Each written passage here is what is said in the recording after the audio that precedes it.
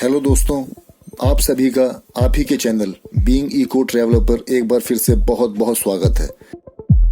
Last episode में आप हमारे साथ आए दिल्ली से ऋषिकेश और ऋषिकेश से गुरुद्वारा श्री गोबिंद घाट।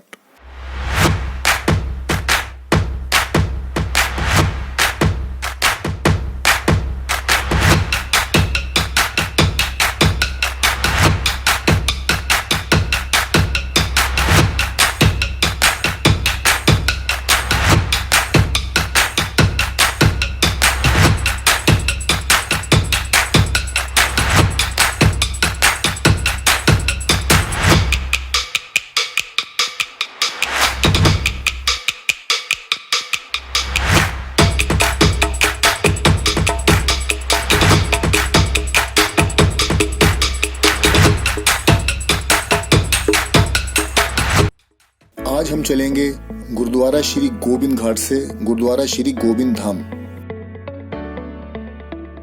श्री गोबिंद धाम गुरुद्वारा जिस गांव में है उस गांव का नाम है घांगरिया। तो आप इसे गोबिंद घाट से गोबिंद धाम की यात्रा कह सकते हैं या फिर आप इसे गोबिंद घाट से घांगरिया की यात्रा भी कह सकते हैं। कुछ भी कहें, सफर बहुत ही मुश्किल है। कितना मुश्किल है आप इसका अंदाजा इसी से लगा सकते हैं कि जहां इस वक्त हम हैं यानी गोबिंद घाट, इसकी ऊंचाई समुद्र तल से है 6000 फीट और घांगरिया जहां हमें जाना है उसकी ऊंचाई समुद्र तल से है 10,000 फीट। तो चलिए शुरू करते हैं मुश्किलों भरा, थका देने वाला मगर एक खूबसूरत सफर।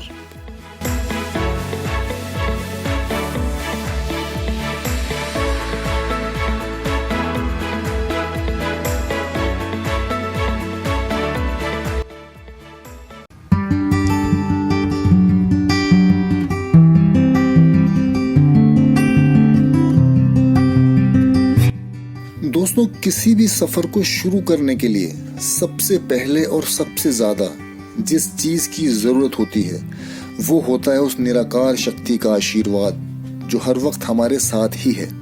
बेशक हम उसे देख पाएं या ना देख पाएं, मगर उसे महसूस तो कर ही सकते हैं। हमारे कृपा की हमारे कृपा की कृपा की जय हमारे है कृपा की जय हमारे है कृपा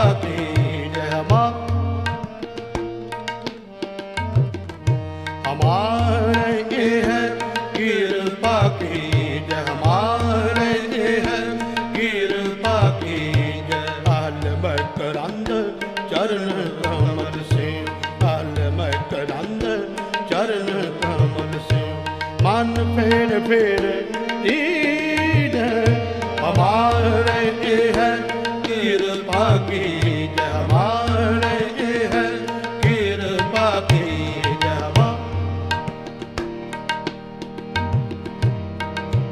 कृपा की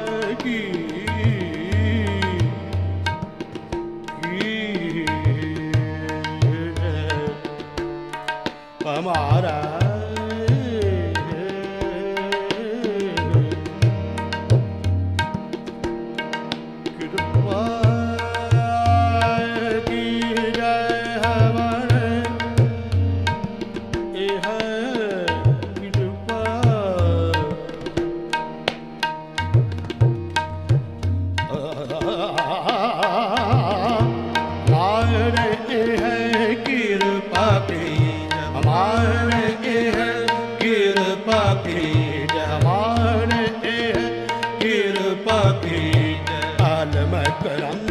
चरण कमल से, हाल मकरंद चरण कमल से, मन फेर फेर दीद हमारे है कृपा की जय हमारे है कृपा की जय।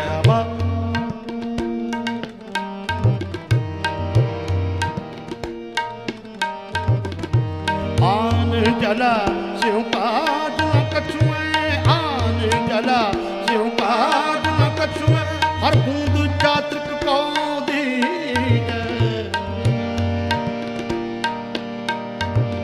हर बूंद चात्रिक को दीजे, हमारे है कृपा की जय हमारे है कृपा कीज हमारे ये है कृपा कीज हाल बैठरंद चरण कमल से हाल बैठरंद चरण कमल से मन फेर फेर दीजन हमारे ये है कृपा कीज हमारे ये है कृपा कीज हमारे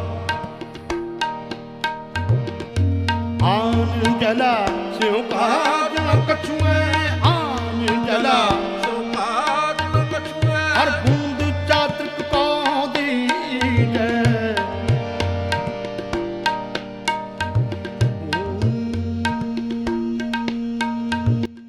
दोस्तों, कुछ बातें ऐसी हैं जो आपसे शेयर करना जरूरी समझता हूं ताकि ये मुश्किल सफर आपके लिए और ज्यादा मुश्किल ना हो। एक तो ये कि क्योंकि हमें 3 या 4 रातें घांगरिया में गुजारनी होंगी, इसलिए हमें उतना ही सामान साथ लेकर चलना होगा जितना कि हम आसानी से कैरी कर सकें। हालांकि हम घर से कम सामान ही लेकर आए हैं, अगर ज्यादा लाए होते तो यहाँ गुरुद्वारे के लॉकर रूम में जमा करा सकते थे। कुछ जरूरी चीजें जो साथ होनी चाहिए, उनमें सबसे ज्यादा जरूरी है वॉकिंग स्टिक्स, जो कि हमें यहाँ गुरुद्वारे के पास छोटी सी मार्केट में 20 रुपए में आराम से मिल जाती है। दूसरी जरूरी चीज जो हम घर से ही लेकर चले हैं, यानी सामान रखने के लिए ऐसा बैग जिसे अपनी पीठ पर टांगा जा सके, क्योंकि हाथ में लेकर चलने वाले बैग और ब्रीफकेस बहुत ही दिक्कत पैदा करते हैं सफर में।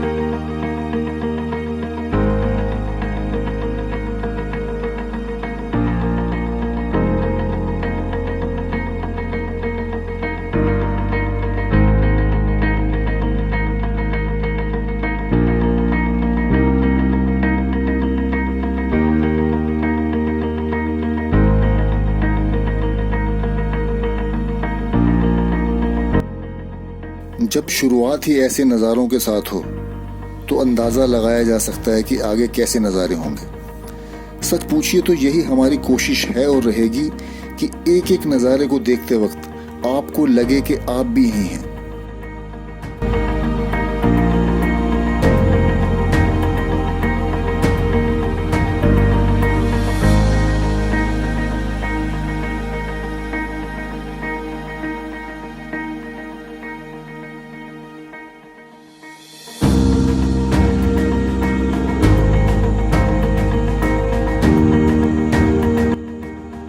यहाँ से 3 किलोमीटर दूर एक जगह है पुलना। कुछ यात्री पुलना से ट्रैकिंग शुरू करते हैं क्योंकि पुलना तक आप व्हीकल पर जा सकते हैं, मगर उसके आगे नहीं। हम अगर चाहते तो वहाँ तक गाड़ी से भी जा सकते थे। किराया लगता सिर्फ 40 रुपये पर पर्सन, मगर हमने तय किया कि हम घांगरिया तक पैदल सफर की शुरुआत यहीं से, यानी गोविंद घाट से ही करेंगे, ताकि नेचर के सभी खूबसूरत नज़ारों का लुत्फ हम उठा सकें।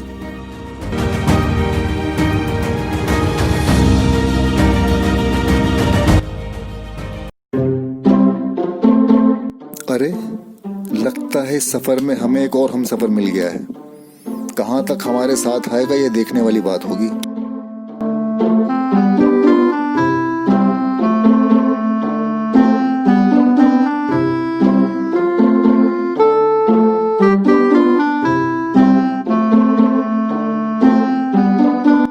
अब अगर हम 3 किलोमीटर यानी पुलना तक गाड़ी में आते तो उससे कहां मिल पाते।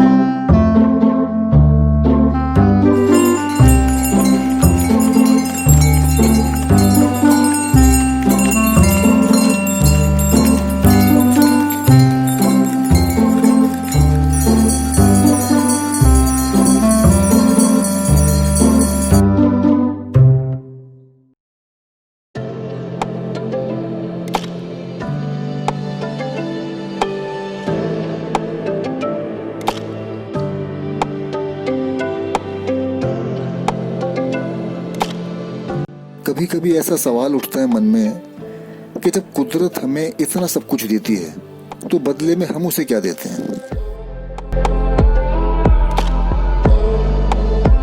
जल्दी ही हमें इस सवाल का जवाब मिल गया। सभी तो नहीं, मगर कुछ लोग हैं जो नेचर को बदले में ऐसा कुछ देते हैं जिसकी वजह से हम सबकी आंखें नेचर के आगे शर्म से झुक जाती हैं।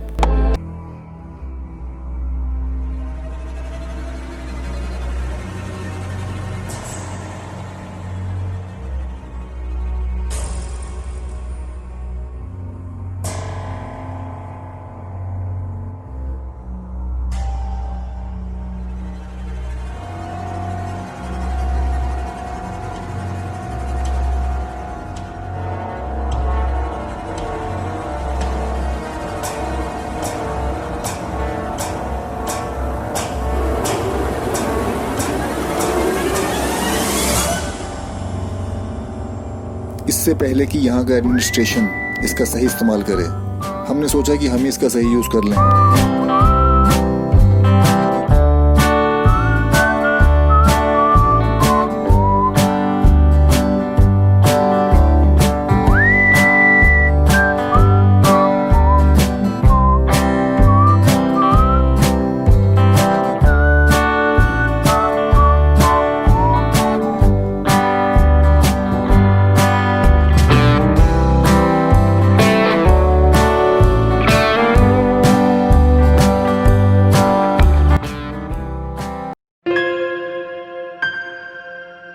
लगता है ये हमारा प्यारा सा साथी यहीं तक हमारे साथ आएगा, क्योंकि ये यहीं यानी पुलना में ही रहता है शायद। बेशक कुछ देर का साथ था हमारा, मगर साथ इतना खूबसूरत था कि निगाहों ने कई बार उसे मुड़कर देखा।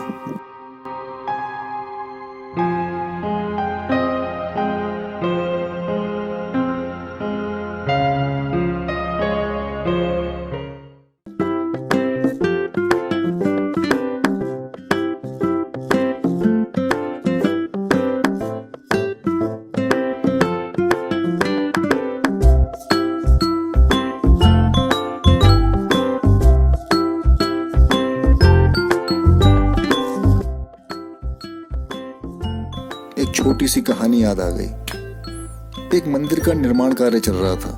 वहां बहुत से मजदूर काम कर रहे थे। उनमें से एक मजदूर काम करते करते रो रहा था। किसी ने पूछा कि रोते क्यों हो? तो मजदूर बोला कि ये जिंदगी भी कोई जिंदगी है। लोगों को परमात्मा ने इतना सब कुछ दिया है, मुझे कुछ भी नहीं दिया। देखो मैं यहाँ पत्थर तोड़ रहा हूँ। वहां एक दूसरा मजदूर भी था जो पहले मजदूर की तरह न तो रो रहा था, न ही परमात्मा से शिकायत कर रहा था, मगर वो उदास था। जब उससे पूछा कि उदास क्यों हो, तो वो बोला बस रोजी रोटी कमाने के लिए पत्थर तोड़ रहा हूँ, मजबूरी है इसीलिए उदास हूँ। वहां एक तीसरा मजदूर भी था जो कि बहुत खुश था। वो पत्थर भी तोड़ रहा था और साथ ही साथ गीत भी गा रहा था, परमात्मा का गीत। जब उससे पूछा कि ना तो तुम रो रहे हो ना ही उदास हो, बल्कि तुम तो पत्थर तोड़ते तोड़ते गीत गा रहे हो, ऐसा क्यों? तो तीसरा मजदूर बोला, ऊपर ऊपर से देखने पर आपको लग रहा है कि मैं पत्थर तोड़ रहा हूँ, थोड़ा और गहराई से देखने पर ही जान पाओगे कि मैं मंदिर बना रहा हूँ। और ये गीत जो मैं गा रहा हूँ ये मेरे भीतर से उठ रहा है। ये गीत धन्यवाद का गीत है। मैं उस परमात्मा को धन्यवाद कर रहा हूँ कि उसने मुझे इस महान काम के लिए चुना। इस छोटी सी कहानी का निचोड़ ये है कि जब भी हम किसी भी काम को करते वक्त उस परमात्मा से जुड़ जाते हैं तो वो काम सिर्फ काम नहीं रहता, बल्कि हमारी खुशी बन जाता है। ये कहानी मुझे क्यों याद आई, आप खुद ही देखिए।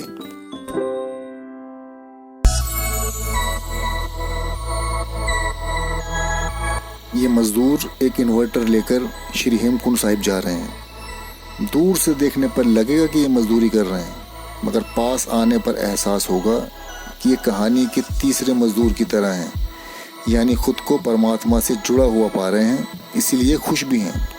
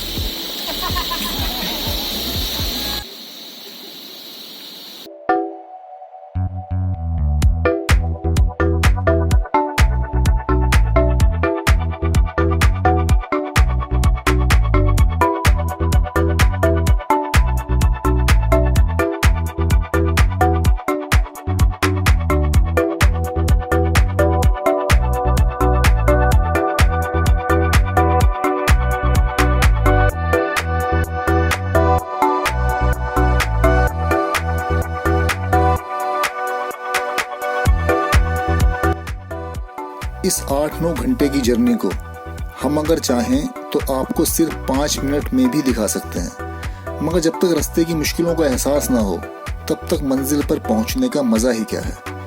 इसीलिए हमारी ये कोशिश भी है कि आप रास्ते की खूबसूरती के साथ साथ इस रास्ते में होने वाली थकान को भी फील कर पाएं।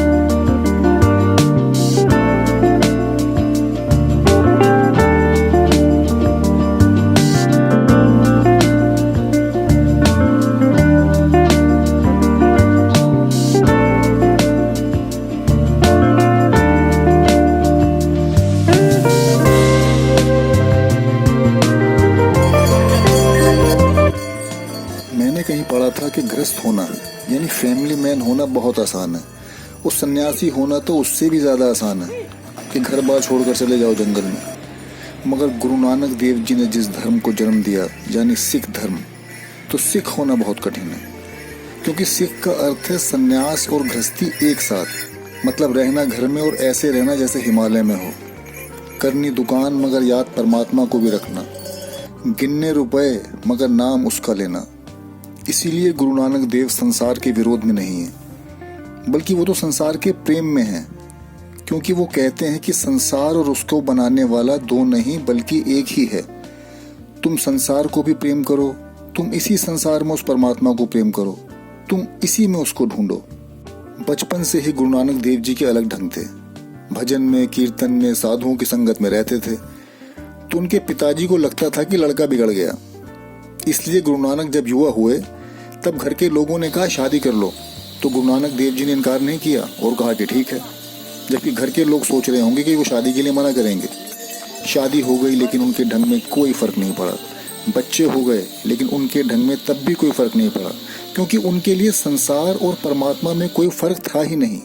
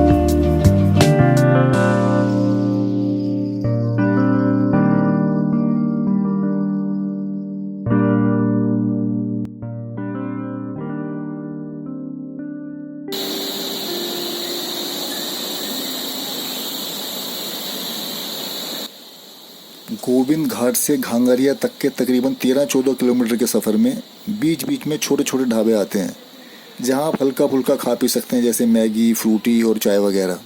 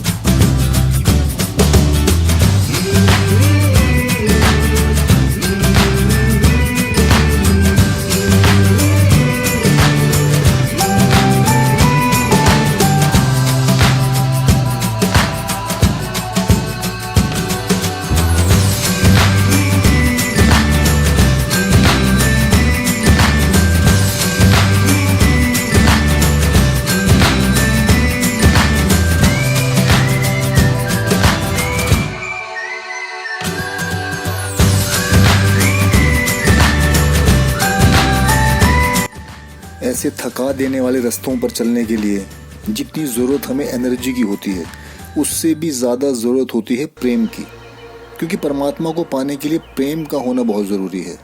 बिना प्रेम के परमात्मा को पाया ही नहीं जा सकता।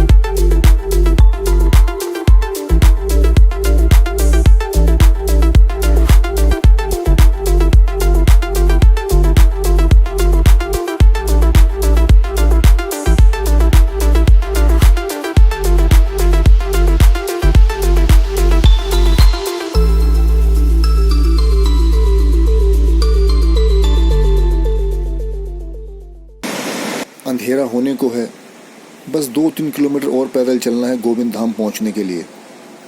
चलते चलते एक बात याद आ रही है, इंसान जब इस दुनिया में आता है तब से लेकर इस दुनिया को छोड़कर जाने तक वो सिर्फ अपने शरीर की फिक्र में लगा रहता है। इतनी ज़्यादा चिंता करता है अपने शरीर की कि आत्मा से उसका रिश्ता टूट सा जाता है। मगर कुछ काम ऐसे भी होते हैं जिससे शरीर को तो ज़रूर तकलीफ़ पहुंचती है, मगर आत्मा को सुकून मिलता है। जैसा कि हमारा ये गोविंद घाट से गोविंद धाम तक का सफ़र, शरीर को तकलीफ़ तो ज़रूर हो रही है, नो डाउट, मगर रूह को एक सुकून भी मिल रहा है।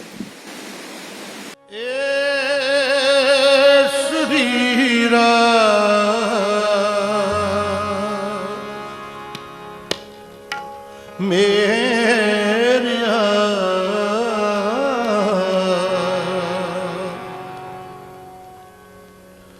इस जागू में है, इस जागू में है आए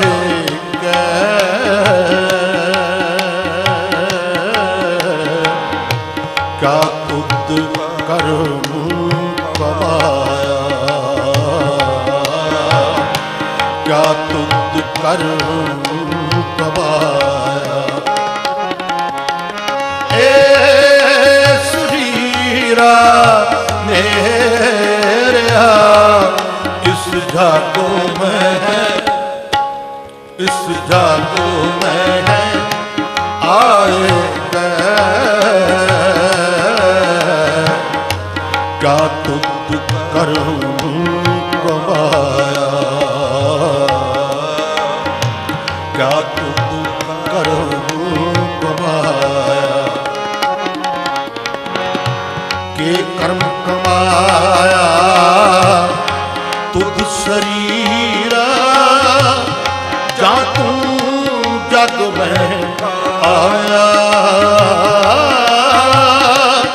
जा तू जग में आया। ए शरीरा मेरा इस जग में है, इस जग में है आए क्या तुद करूं कमाया, क्या तुद करूं कमाया।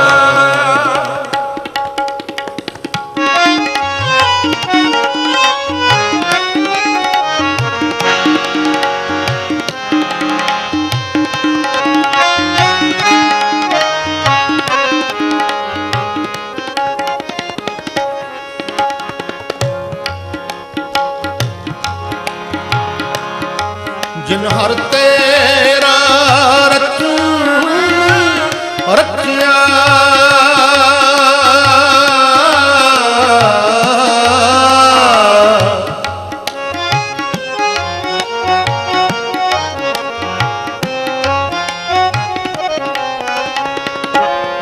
जिन हर तेरा रखिया,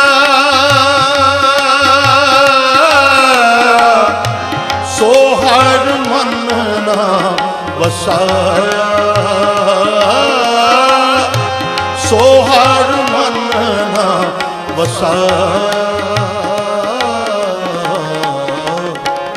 ए शरीरा मेरा इस जग में है, इस जग में है आए क्या तुद करूं कमाया, क्या तुद करूं कमाया।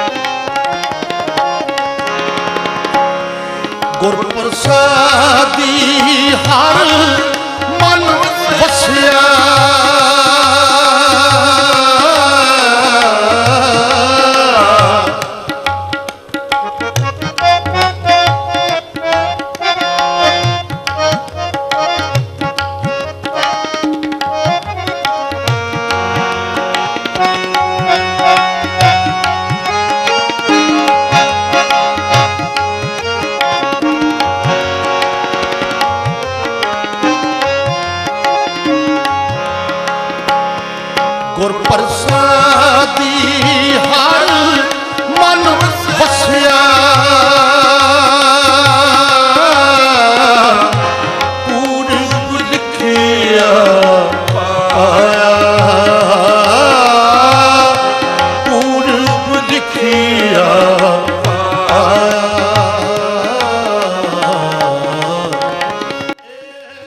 तो दोस्तों ये था हमारा श्री गोविंद घाट से श्री गोविंद धाम तक का पैदल सफ़र, जो कि तकरीबन 13-14 किलोमीटर का था और जिसे तय करने में हमें 10 घंटे का समय लगा। थकान की वजह से शरीर पूरी तरह से टूट चुका है। लंगर प्रसाद खाने के बाद हमें टाइम से सोना होगा, क्योंकि कल सुबह सुबह हमें श्री हेमकुंड साहिब की यात्रा पर निकलना है। उम्मीद करते हैं कि आपको हमारी ये कोशिश ज़रूर पसंद आई होगी। अगर पसंद आई हो तो इस वीडियो को अपने सभी जानने वालों को शेयर कीजिएगा और चैनल को सब्सक्राइब भी ज़रूर कीजिएगा। जल्दी ही एक बार फिर मिलेंगे Shri Hemkund Sahib and valley of flowers episode 3 के साथ। तब तक के लिए नमस्कार।